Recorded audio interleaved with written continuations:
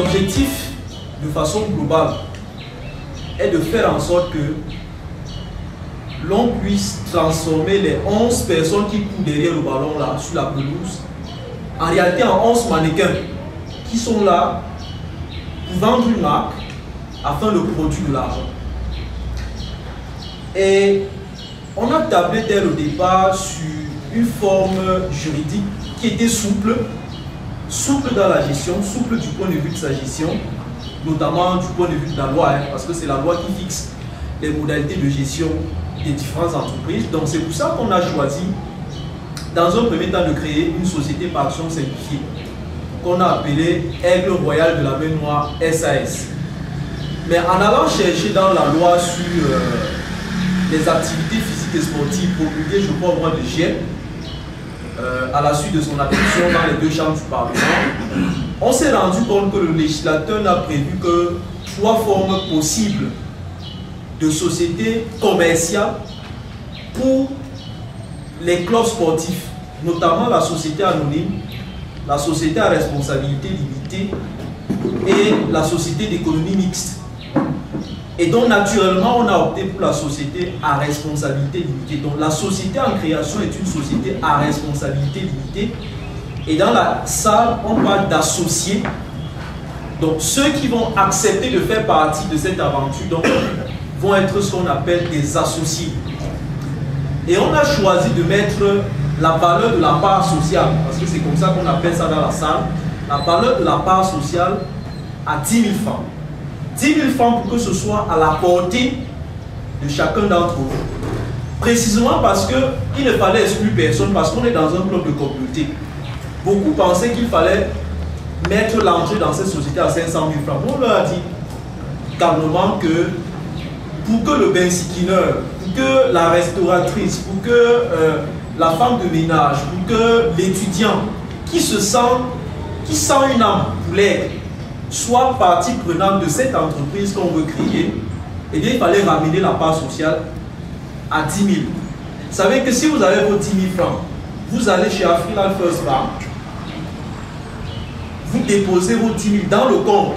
Le compte est libellé exactement Aigle Royal de la Mer Noire SAS, mais on va le relibeller, on va faire de nouveau un nouveau libellé, ça va être Aigle Royal de la Mer Noire SAL. Donc vous, quand vous avez versé vos 10 000 francs, évidemment vous avez reçu le versement. Et donc quand il y aura donc assemblée constitutive de l'entreprise, vous venez avoir reçu le versement, et à la fin on va voir ce que ça a donné. Et on va vous affecter un pourcentage en fonction de l'ensemble, non? Vous comprenez je parle vraiment terre à terre. Vous comprenez comment ça fonctionne. Ça, c'était pour n'exclure personne. Ça veut dire qu'en cas de bénéfice, vous recevez le bénéfice proportionnel à vos 10 000 francs. Ça, c'est sur le principe du capital, n'est-ce pas? Maintenant, dans le contenu, qu'est-ce que la société va précisément faire? Ben, on a prévu précisément pour la première année de faire globalement 3 ou 4 choses. Première chose, bâtir un club capable de remonter en première division. Ça suppose avoir des joueurs qui sont salariés, avoir un entraîneur qui est salarié, avoir un directeur sportif salarié. Mais mettre aussi en place une académie. Une académie parce que dans le foot, c'est la formation qui génère de l'argent. Ce n'est pas l'équipe première. Vous savez, les gens qui sont transférés en Occident, dans les clubs occidentaux, ce n'est pas des joueurs de 25 ans, de 26, de 27, de 28 ans que vous avez en équipe première ici qui vous font le résultat ici. Non, c'est des jeunes de 17, 18, 19 ans. Et ces jeunes-là ne peuvent être formés que dans l'académie. C'est pour ça qu'on a prévu dès la première année, c'est-à-dire que si cette société est mise en place, dès la saison qui commence, on a une académie qu'il faut mettre en place, notamment pour les catégories de 15, 16, 17 ans. Et cette académie va donc participer au tournoi des jeunes. Mais maintenant, il faudra faire les gadgets pour commercialiser. Mais pour que les gadgets soient commercialisés, il faut une équipe derrière qui pense tout ça. Ça veut dire qu'une équipe de communication, de marketing, une équipe qui est véritablement spécialisée dans ces questions-là et qui va donc éditer le magazine du club, le magazine écrit du club, le journal du club, mais aussi concevoir et produire un magazine hebdomadaire radiophonique du club pour que la marque reste connectée à ses principaux consommateurs que sont les supporters. Parce qu'une fois que les supporters sont massés derrière la marque, on aboutit à quoi? On aboutit à ce que les entreprises qui ont besoin maintenant de se vendre auprès d'un public nombreux, constatant précisément que le public nombreux est revenu, parce qu'il y a eu une communication forte, parce qu'il y a des actions marketing fortes, vont maintenant venir acheter des espaces commerciaux sur tous les supports du club, en commençant par le maillot, par exemple. Donc, c'est vraiment pour que vous visualisez la stratégie. Mais rassurez-vous, sur la première année, on ne peut pas être rentable. Donc, ne mettez pas vos 10 000 pour attendre qu'au bout de la première année, on commence à compter les bénéfices de ces 10 000. Mais ce n'est pas possible. C'est-à-dire que si quelqu'un vous dit le contraire, c'est qu'il vous trompe. Dans le foot, il faut attendre 3-4 ans pour commencer à voir les récoltes positives de l'argent que vous mettez maintenant. Sinon, vous faites du charlatanisme. Si quelqu'un vous dit le contraire, c'est vraiment du charlatanisme. Donc, on a prévu que dès la première année, on va être aigle royal de la mer Noire SAR. Mais à un certain moment donné, notamment à partir de l'année 2020, on va passer dans ce qu'on appelle, dans le jargon des entreprises, en holding. Et la holding, c'est, je vous explique simplement, c'est un groupe à l'intérieur duquel vous avez plusieurs entreprises qui sont dans des domaines qui sont connexes, qui peuvent être interconnectés. Quand vous entendez par exemple parler du groupe Ocom, en fait dans le groupe Ocom vous avez 14 entreprises qui se gèrent de façon autonome, mais à la fin il y a un conseil d'administration qui rassemble les directeurs généraux des entités, non? On fait le bilan. Donc on va passer à un groupe parce qu'il va falloir générer d'autres filiales. Parce que le club en lui-même ne peut pas se suffire. Il va falloir attaquer les domaines connexes du sport pour pouvoir optimiser les revenus. Je ne sais pas si j'arrive à me faire comprendre. Et donc, la holding va s'appeler Cham International Sport Company et sera basée à Cham à partir de 2020. Et va donc générer d'autres filiales en plus donc de Aigle Royal de la mer Noire SAR. C'est-à-dire que progressivement, Aigle Royal de la mer Noire SAR va devenir Aigle Royal de la mer Noire SA. Et va donc être intégré à la Cham International Sport Company. Donc, première entreprise donc à intégrer ce groupe, la Cham International Sport Company. Maintenant, la deuxième entreprise qui va naître sous la forme de société à responsabilité limitée, c'est la Cham Sport Tech. La Cham Sport Tech aura comme objet la création et la commercialisation des outils numériques utiles au monde du sport professionnel. Je vais vous donner un exemple. On a la chance d'être à Cham. Je vous dis, c'est une chance qu'on soit à Cham. Pourquoi c'est une chance? L'université est à côté. L'université a un département de mathématiques et informatique qui forme les étudiants jusqu'en doctorat. Ça veut dire que vous avez ici des gars qui sont capables de vous faire des applications et de se mettre au même niveau que le gars qui a Google, qui a Facebook, etc. Je parle là des machines qui fabriquent des milliards. Nous sommes exactement en 2015, lorsque 3 ingénieurs français et un spécialiste de marketing se réunissent à Montpellier en France et créent une entreprise qui s'appelle Vogo. Vous pouvez aller sur Internet vérifier. Et ils vont fabriquer une application qui s'appelle Vogo Sport. Que fait Vogo Sport? Que fait l'application Vogo Sport? Vogo Sport est une application qui fonctionne dans les grandes enseignes sportives, d'accord, et qui permet d'optimiser la consommation du spectacle sportif. C'est-à-dire que vous avez des stades de 60 000 places par exemple. Dans les stades de 60 000 places, quand vous êtes perché là, vous ne pouvez pas voir le spectacle comme le gars même qui regarde la télé. Parce que le gars qui regarde la télé bénéficie de l'activité des caméras qui sont proches du spectacle. Mais le gars, en fait, quand vous activez cette application sur votre téléphone, donc l'enceinte est supposée avoir Internet, Wi-Fi, vous activez l'application sur votre téléphone, ça vous connecte à toutes les caméras de l'enseigne. Ça veut dire que vous pouvez revoir, vous pouvez vous brancher sur la caméra qui va vous permettre de mieux voir votre spectacle et vous le consommer. Ils ont créé cette application dans une chambre en 2016. Vous pouvez aller vérifier sur Internet. Ils ont un site web. Nous sommes en 2018. ils sont, je crois, autour de 5 milliards d'euros, je dis bien milliards d'euros, de chiffre d'affaires. C'est-à-dire qu'ils étaient aux Jeux Olympiques de Rio, ils ont participé à toutes les grandes compétitions sportives de ces temps-ci. Mais c'est des ingénieurs informaticiens, l'université de Jean Enfant. Mais ça veut dire qu'il suffit de profiter de la présence de ces gars, de leur dire fabriquez-nous une application qui peut être utile par exemple au sport africain. Et si c'est commercialisé seulement à 1 million d'euros, vous voyez qu'on n'a plus à se casser la tête pour savoir d'où provient l'argent pour payer un joueur. Puisque les filiales dans un groupe, les filiales sont là, les filiales qui sont faites sont soutenues par les filiales qui sont fortes. On est vraiment dans un monde qui est explosé et ce serait tout à fait con de ne pas vouloir en profiter. Alors qu'on a même la ressource humaine qui est là, il suffit de mettre ces gars ensemble, de leur donner les moyens de travailler. Et ils sont capables de vous faire ces applications, puisqu'il y en a qui font les applications quand même qui sont compétitives sur le plan international. Donc on peut le faire ici. Donc ce sera donc l'objet de cette filiale qu'on va appeler donc Chang Sport Tech. D'accord? Maintenant la troisième filiale, c'est la Chang International Sport Infrastructures. Dans le business du sport, si vous voulez être rentable sur le long terme, il faut maîtriser tous les angles. Vous contrecarrez tous les angles et vous avez un pied. C'est ce que fait par exemple la Gardez Sport, qui a un pied dans les infrastructures, qui a un pied dans les médias, qui a un pied même dans la gestion directe des clubs sportifs. C'est la Gardez Sport par exemple, je ne vous apprends rien, qui manipule par exemple cette affaire de est-ce que la CAN va se tenir au Cameroun ou pas. Parce que selon tous les calculs, la Gardez Sport qui a les droits marketing et TV de la CAN jusqu'à je crois 2030 par là, voit qu'en faisant ça au Maroc, ce sera plus rentable. Vous comprenez?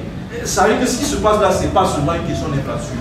Donc on a décidé aussi d'avoir la Chang International Sport Infrastructures. Qui va faire quoi? Cette entreprise, cette filiale-là, qui va construire et exploiter les enceintes sportives en commençant par la Chang Sport Arena. Vous voyez, on a 86 ans, il n'y a pas de stade. On joue au stade du Sénagès. Le jour où les étudiants ont cours, l'équipe ne s'entraîne pas. C'est extrêmement grave, ça paraît banal comme ça. Vous voyez que dans la répartition des stades de la CAN, on n'a pas pensé à Chang. Mais ça veut dire qu'il faut faire quelque chose. Et vous voyez bien que l'État est en difficulté financière. Donc il faut passer à un autre modèle. Et dans ce modèle-ci, la Chang International Sport Infrastructure va donc rechercher les moyens pour construire dans un premier temps et pour exploiter dans un second temps d'abord la Chang Sport Arena. Dans cette Chang Sport Arena, ce sera un stade non plus tel qu'on le voit là, parce que même les stades que les Chinois sont venus construire au Cameroun ne sont pas des stades multifonctionnels, ce sont des stades monofonctionnels. On va construire un stade multifonctionnel dans lequel vous allez avoir des restaurants, des salles de fête, des salles de conférence, un incubateur numérique, une salle de kinésithérapie. Bref, c'est un monde qui vit 7 jours sur 7. C'est-à-dire que si vous voulez organiser votre mariage, par exemple, ben vous allez à la Chang Sport Arena et vous avez une salle pour organiser votre mariage. Vous voulez aller au restaurant à midi, vous allez là-bas, vous avez un restaurant. Vous avez un mal au genou, vous avez besoin des soins de kinésithérapie, vous avez un centre de kinésithérapie là-bas. Ça fait que l'enceinte se rentabilise et c'est l'argument de cette rentabilité rapide qu'on met en avant pour attirer les investisseurs. Et dans le cadre d'espèces ici, il va s'agir de compter davantage sur un actionnariat populaire. Allez rassembler les gens qui sont dans le monde entier, de leur dire vous aimez Chang, venez contribuer pour que le stade se construise. Et comme ce n'est pas de l'aumône qu'on vous demande, c'est un investissement qui va rapporter l'argent. Ça veut dire qu'ils viennent être spécifiquement actionnaires de cette entreprise qui s'appelle Chang International Sport Infrastructure. Et si on a réussi à faire ce stade ici, ça veut dire qu'on a l'expertise. Mais c'est une expertise qu'on peut vendre au-delà des frontières nationales, non? Ou d'autres petites villes, parce qu'on est une ville moyenne, qui ont besoin de ce type de modèle, de ce même modèle.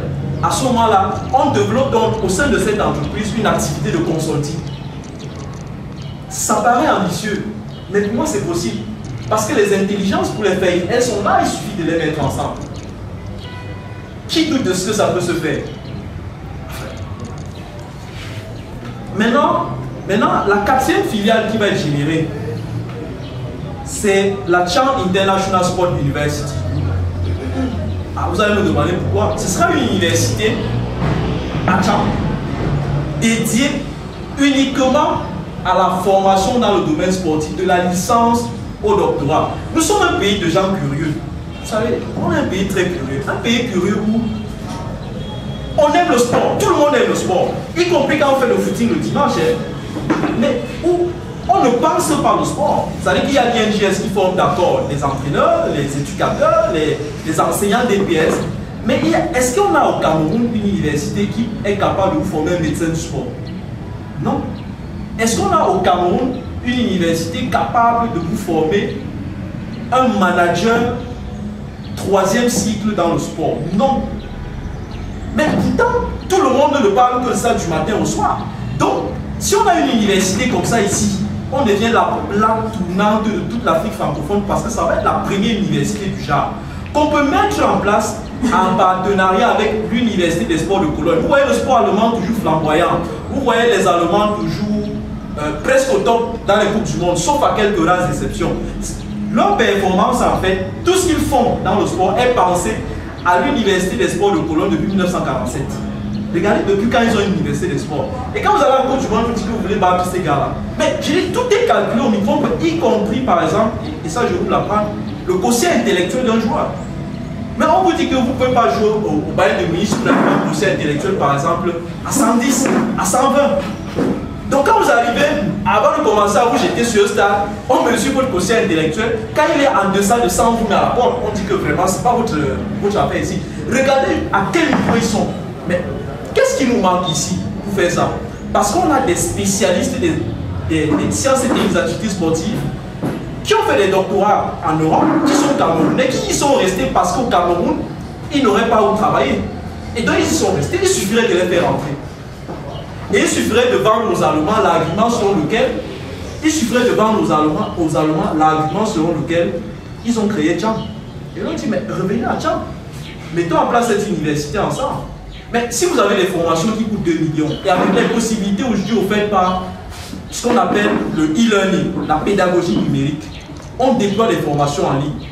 Mais je peux vous dire que les gens suivront ces cours de Dakar, de Ouagadougou, de tout, et ça rapporterait beaucoup d'argent qu'on pourrait ensuite facilement reverser à l'optimisation des performances de l'équipe première qui est en réalité la vitrine de tout ce qu'on fait.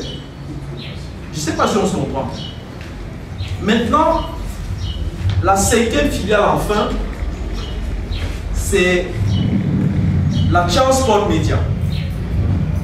Dans le business du sport, si vous voulez optimiser sur le long terme, vous créez votre propre groupe médiatique. Je vous prends un exemple. Vous voyez Beansport, n'est-ce pas? Beansport. Beansport, c'est quoi?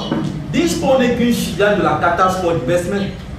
Laquelle Qatar Sport Investment a racheté le PSG. Et s'est dit, mais ayant racheté le PSG, je suis désormais le club le plus puissant de France. Donc j'ai la meilleure image de France. Ça veut dire que toutes les chaînes de télé à l'étranger veulent mon image. Je vous rappelle que le sport est le seul spectacle de cette terre, sur cette planète, que les chaînes de télé achètent. Le reste, vous faites vos meetings politiques là, vous payez les médias pour qu'ils viennent. Dans le sport, vous achetez le spectacle. Sinon, on vous exclut. Allez voir les sommes faramineuses que dépense l'Asia TV quand il faut acheter une seule édition de la carte pour présenter au Camerounais. Donc, la carte Sport Investment ayant racheté le PSG, c'est donc dit, mais pourquoi je vais racheter le PSG moi et laisser le groupe Canal jouir, c'est-à-dire arracher les droits TV pour optimiser? Mais, en même temps, elle a donc créé Beansport et a racheté les droits TV du championnat français. Est-ce que vous comprenez comment ça fonctionne? On est dans un monde qui est impitoyable. Soit vous maîtrisez le business et vous avancez, soit vous ne le maîtrisez pas, on vous voit. Donc, elle a fait que racheter les droits TV du championnat français, ayant bien sûr la meilleure équipe du championnat avec le PSG. Et ça ne s'est pas arrêté là. Il y a une marque que ces gens-là possèdent en Suisse qui doit s'appeler Bouddha Sport, quelque chose comme ça. Donc les gars, si on réussit à mettre toutes les autres filiales, ben, je peux vous dire qu'on sera la meilleure équipe du championnat. Forcément, l'argent qui va être généré va faire qu'on soit la meilleure équipe du championnat. Mais il faudra maintenant gérer notre image. Ben, on ne va pas laisser que le groupe Canal vienne acheter paisiblement à vil prix les droits du championnat, alors que nous sommes capables de produire le signal sur place. Produire une chaîne de télé aujourd'hui ne coûte pas grand-chose, hein, avec les moyens du numérique. J'ai regardé un peu. Donc, on va produire à travers la Chance Sport Média nos propres médias locaux ici, du sport, notamment un magazine hebdomadaire et une chaîne de télé qui va s'appeler Chance Sport TV. Et Chance Sport TV a l'ambition donc, dès 2023, de racheter les droits du championnat camerounais pour ce qui est de la région de l'Ouest. Ça veut dire que tout ce qui est dans la région de l'Ouest comme match, nous avons les droits TV. Nous produisons dans le signal. Et avec la TNT, si nous nous mettons sur la TNT, on rentre dans le bouquet canal et c'est facilement rentable. Donc voilà comment on veut encercler ce business. Évidemment, vous allez me demander la ressource humaine provient d'où. Mais la ressource humaine provient de l'université qu'on va créer, qui va former dans tous les domaines des métiers connexes du sport, le marketing, le management, la médecine du sport, la kinésithérapie, etc. Donc voilà globalement l'architecture de ce qu'on veut faire. Bon, je vous épargne les chiffres, hein, parce que les chiffres, tout le monde ne les comprend pas toujours, mais je vous épargne de ça. Donc, mais globalement, voilà l'architecture de ce qu'on veut faire. Après, est-ce que ça plaît à tout le monde? Je ne sais pas. Mais le plus important, c'est d'avoir cette ambition-là. Ok,